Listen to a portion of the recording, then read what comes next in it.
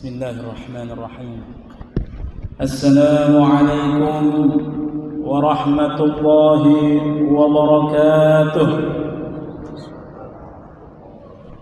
Alhamdulillahilladzi ayyada habibahul mustafa bil qur'ani kasyamsi wa duhaha wa bisunnatikal qamari idza talaha faman sara 'alaihima sara fi dhaw'in nahari idza jallaha wa man a'rada 'anhuma sara fi dhulmatil laili idza yaghshaha.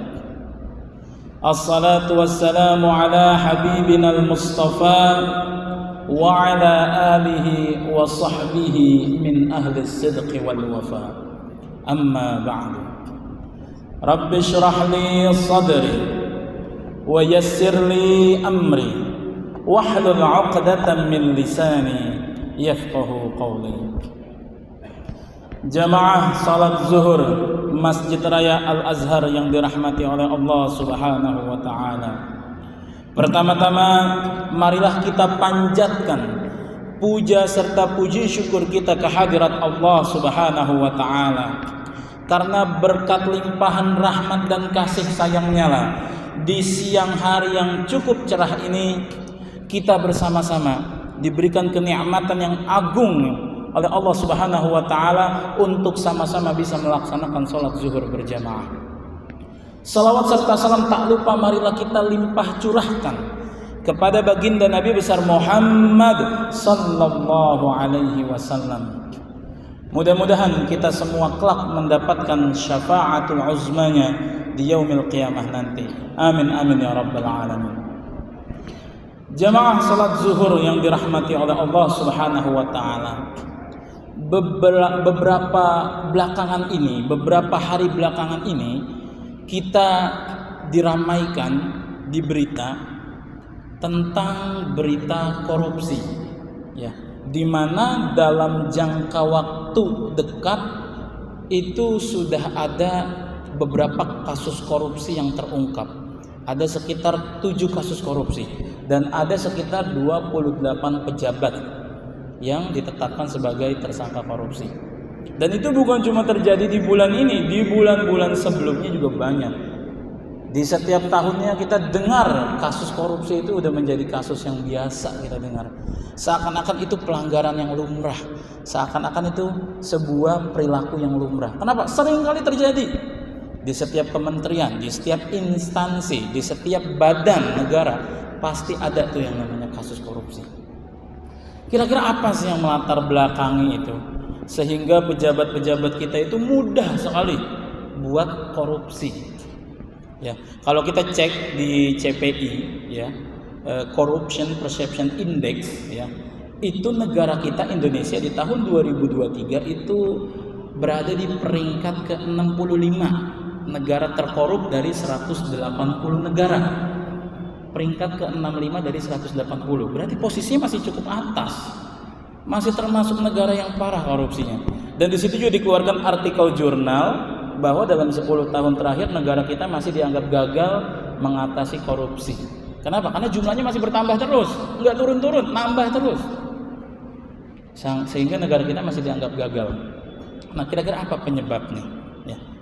Sehingga pejabat kita mudah itu buat korupsi.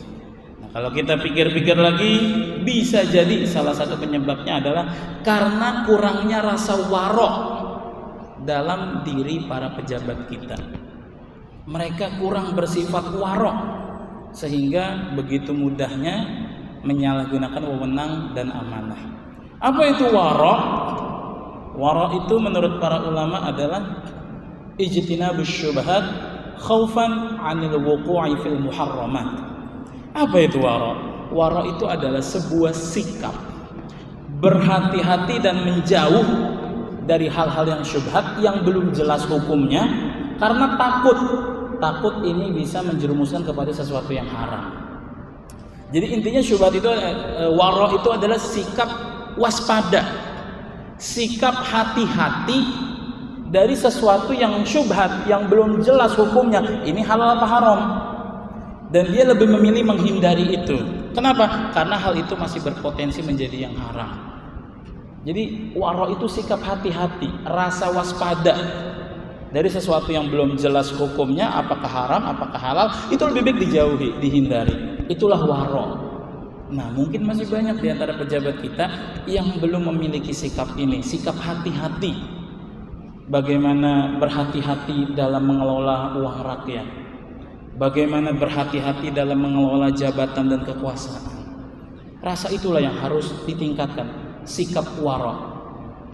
Sebagaimana yang disampaikan oleh hadis yang sahih, yang cukup masyhur, bahwasanya Rasulullah Shallallahu Alaihi Wasallam bersabda, Innal halala bayyinun wa innal harama bayyinun wa bainahuma mushtabihat la ya'lamuhunna katsirun minan nas faman ittaqash syubhat faqad istabra'a lidinihi wa 'irdihi.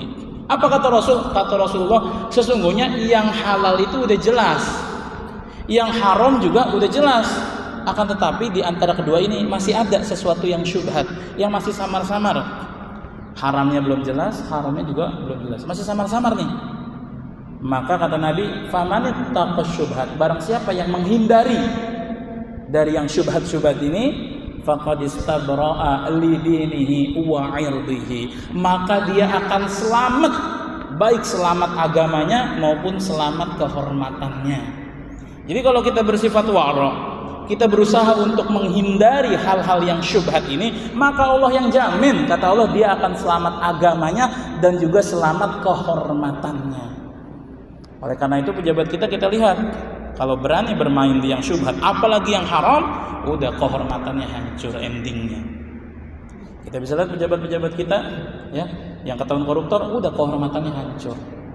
Tapi kalau kita jaga itu, kita menjaga, kita bersikap wara, kita melindungi diri kita dari yang syubhat, dari yang haram, Allah yang ngejamin tuh. Faqad istabra'a lidinihi wa 'irdihi. Allah akan menjaga, melindungi, menyelamatkan agamanya dan juga kehormatannya. Ada sebuah kisah menarik yang bisa kita ambil pelajaran yang berkaitan dengan hadis ini, yaitu kisah seorang pemuda di negeri Irak di zaman dahulu kala. Ada seorang pemuda namanya Thabit, pemuda yang saleh, yang wara. Suatu hari Thabit sedang berjalan, lalu dia melihat ada sebuah apel di tanah. Kondisi siang hari, sedang terik, panas, lalu dia melihat apel dan perutnya sedang lapar. Akhirnya diambil tuh sama dia apel, dimakan sama dia itu apel. Setelah dimakan, baru sedikit tuh dia makan tuh buah apel, dia langsung tersadar, astagfirullah, ini apel punya siapa? Ini kan belum jelas nih apel hukumnya nih, ini halal apa haram? Saya nggak tahu pemiliknya siapa, saya nggak tahu pemiliknya ridho nggak kalau apel ini saya makan. Ya Allah, dia tersadar dan merasa bersalah, muncul rasa waroknya. Akhirnya dia cek ke atas, dia lihat kira-kira dari mana apel nih. Setelah dilihat sekitar, wah, ternyata apel ini dari sebuah batang, yang mana batang itu bersumber dari pohon yang ada di dalam perkebunan apel. Jadi apelnya ternyata ada yang punya dari perkebunan. Masuklah dia ke perkebunan itu, dia cari pemiliknya. Sesampainya dia di dalam, dia cari. Nah, di dalam tuh ada orang yang sedang menyirami pohon-pohon apel ini. Dia tanya sama orang ini, Pak, assalamualaikum. Waalaikumsalam. Pak, saya mau bertanya, Pak, ini kebun apel ini apakah milik Bapak? Kata bapak ini, oh bukan, saya hanya tukang kebun saja. Adapun pemiliknya ada jauh di sana, di kampung seberang, di kota seberang. Itu kalau kita mau ke sana itu perjalanan kurang lebih 1 hari 1 malam. Ya, zaman dulu belum ada kereta, ya, belum ada mobil dan sebagainya. Jadi perjalanan masih ditempuh dalam jangka waktu yang cukup lama. Nah, si Sabit ini karena saking menjaga kewaroannya, dia nggak mau ada sesuatu yang haram masuk ke dalam tubuhnya. Akhirnya dia rela tuh mau melakukan perjalanan sehari semalam menuju rumah pemilik kebun apel itu untuk meminta ridho, biar apel yang udah dia makan itu diridoin, diikhlasin, sehingga yang masuk ke dalam perutnya udah dipastikan itu halal. Akhirnya dia menempuh perjalanan sehari semalam. Sampailah dia di tujuan, di rumah orang pemilik kebun apel tersebut. Dia ketuk pintunya, assalamualaikum.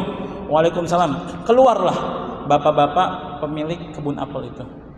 Lalu bapak-bapak itu nanya, wahai anak muda, ada apa kamu kesini? Lalu Sabit menjawab, menjelaskan, Pak, saya ini datang dari kampung sebelah, dari kota sebelah.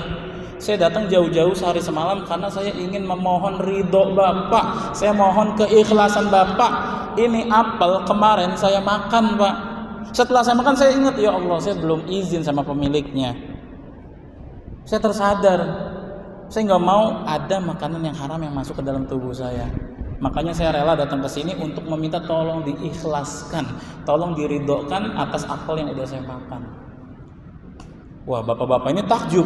Wah, ini pemuda bukan sembarang pemuda nih. Dilihatin terus. Wah, ini pemuda spesial nih. Jarang ada yang kayak gini. Akhirnya kata bapak itu, wahai anak muda, saya akan meridhokan apel ini. Saya akan mengikhlaskan apel ini dengan satu syarat. Kata pemuda ini, kata Sabit ini, apa Pak syaratnya Pak? Syaratnya adalah kamu harus mau menikah dengan putri saya. Tapi putri saya itu matanya buta, kupingnya tuli, mulutnya bisu, kakinya lumpuh. Mau nggak kamu nikah sama anak saya itu? Kalau kamu mau, saya akan ridho, saya akan ikhlaskan. Kaget si Sabit, dia berpikir, tapi karena dia ini begitu warok, begitu kuat ketakwaannya pada Allah, akhirnya dia mau. Baik Pak, demi menjaga diri saya dari sesuatu yang haram, saya ingin menjaga diri saya dari sesuatu yang menghalangi saya untuk masuk ke dalam surga, saya mau menikahi putri Bapak. Akhirnya langsung dipanggil 2 saksi, langsung dinikahkan saat itu juga. Setelah selesai akad nikah, bapak ini bilang ke si Sabit ini, pemuda ini, wahai Sabit, silakan kamu masuk ke kamar ini kamar putri saya. Sekarang dia sudah jadi istrimu, silahkan temui dia sudah sah menjadi istrimu. Akhirnya Sabit dengan penuh rasa deg-degan dan penasaran, dia mengetuk pintu sambil mengucapkan salam, Assalamualaikum. Lalu tiba-tiba pintu dibuka dan ternyata salamnya dijawab dari dalam. Ada suara yang begitu indah yang menjawabnya, Waalaikumsalam. Dia kaget loh, bukannya harusnya anaknya ini bisu, buta, tuli, lumpuh, kok bisa buka pintu, bisa jawab salam. Setelah dibuka itu pintu, Masya Allah, ternyata anaknya pemilik kebun ini cantik luar biasa, sempurna zahir dan batin. Matanya bisa melihat, kupingnya bisa mendengar, mulutnya bisa berbicara, kakinya bisa melangkah. Ternyata sempurna, cantik zahir dan batin. Dia pun terkejut. Sabit terkejut. Kata Sabit, kau benar istriku? Iya, saya istrimu. Loh, kata bapakmu kamu itu buta, kamu tuli, kamu bisu, kamu lumpuh. Lalu dijelaskanlah apa maksud dari itu. Buta karena wanita ini tidak pernah melihat sesuatu yang diharamkan oleh Allah. Tuli karena kupingnya tidak pernah mendengar sesuatu yang diharamkan oleh Allah. Bisu karena mulutnya enggak pernah membicarakan hal-hal yang diharamkan oleh Allah. Kakinya lumpuh karena kakinya tidak pernah melangkahkan ke tempat yang diharamkan oleh Allah. Jadi wanita ini sangat terjaga. Bapaknya tahu ini pemuda ini, si Sabit ini bukan pemuda biasa, pemuda yang begitu warok, yang begitu takwa, sehingga bapaknya yakin si Sabit ini orang yang cocok untuk menikah dengan putrinya yang sangat terjaga, yang sangat salehah, yang bersih, yang cantik zahir dan batin. Akhirnya mereka berdua menjadi keluarga yang sakinah mawaddah warahmah, sampai akhirnya mereka punya anak yang namanya An-Nu'man bin Thabit. Yang mana An-Nu'man ini menjadi seorang ulama besar yang mempunyai julukan Al-Imam Abu Hanifah. Jadi hasil dari pernikahan mereka lahirlah seorang ulama terkenal yang bernama Al-Imam Abu Hanifah, yaitu An-Nu'man bin Thabit. Dan beliau menjadi ulama terkenal, menjadi ulama senior yang di bawahnya itu ada ulama-ulama setelahnya ya, ulama 3 mazhab, yaitu Imam Syafi'i, Imam Hambali dan Imam Maliki. Beliau menjadi seniornya dari para imam-imam 4 mazhab. Itulah kalau kita wara, maka Allah pun akan memberikan solusi terbaik buat kita. Mungkin hanya itu yang bisa saya sampaikan, kurang lebihnya mohon maaf. Wallahul muwaffiq ila ma yuhibbu wa yarda. Wassalamu alaikum warahmatullahi wabarakatuh.